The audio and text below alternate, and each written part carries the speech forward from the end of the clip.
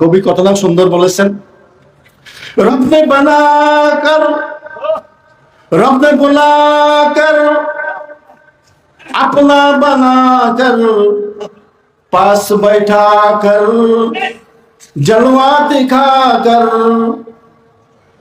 रब ने बुलाकर, अपना बनाकर, पास बैठा कर, जलवा दिखाकर, यूं कहा प्यारे, यूं कहा प्यारे, तुम हो हमारे, हम हैं तुम्हारे, तुम पर सलाम हो।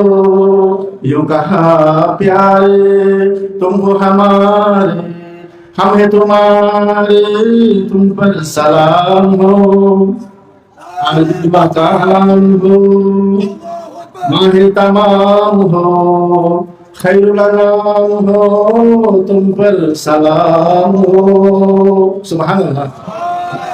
আল্লাহ পাক সুবহানাহু ওয়া তাআলা আল্লাহ রাসূলকে সালাম জানাচ্ছেন, আল্লাহ রাসূলকে সালাম জানাচ্ছেন। এখানে আশ্চর্য হওয়ার কিছু নাই। আল্লাহ সুবহানাহু ওয়া তাআলা মা খাদিজাতুল কুবরা রাদিয়াল্লাহু তাআলা আনহাকেও সালাম জানিয়েছেন। মা খাদিজাতুল কুবরা রাদিয়াল্লাহু তাআলা আনহাকেও সালাম জানিয়েছিলেন আরশ থেকে।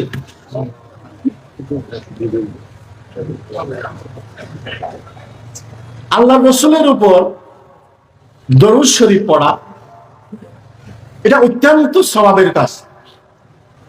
সব সময় দরুদ শরীফ পড়া, যে কোনো সময় যে কোনো অবস্থায় দরুদ শরীফ পড়তে পারে, যে যেটা জানে সেটাই পড়বে, কোনো অসুবিধা নেই। আমাদের হযরত কেবলার ছোট ছোট কিছু কিতাব আছে, এগুলো আমি নতুন করে ছাপিয়েছি। ওই সমস্ত কিতাবগুলোর মধ্যে পেয়েছি দুনিয়ার যে কোনো কাজের জন্য নিয়ত লাগে।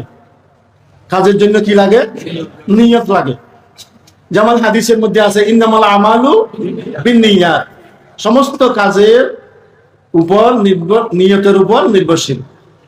আপনি যেরকম নিয়ত করবেন তার ফল হবে সেরকম। হযরত কেবলার কিতাবের মধ্যে পেলাম দুইটা জিনিস বিনা নিয়তে সওয়াব পাওয়া যায়। দুইটা জিনিস বিনা নিয়তে সওয়াব পাওয়া যায়। একটি হলো কোরআন তেলাওয়াত করা, আরেকটা হলো দরুদ শরীফ পড়া। সবাই বলো সুবহানাল্লাহ। কোরআন তেলাওয়াত করার জন্য কোনো নিয়তের প্রয়োজন হয় না, এবং দরুদ শরীফ পড়ার জন্য কোনো নিয়ত প্রয়োজন হয় না।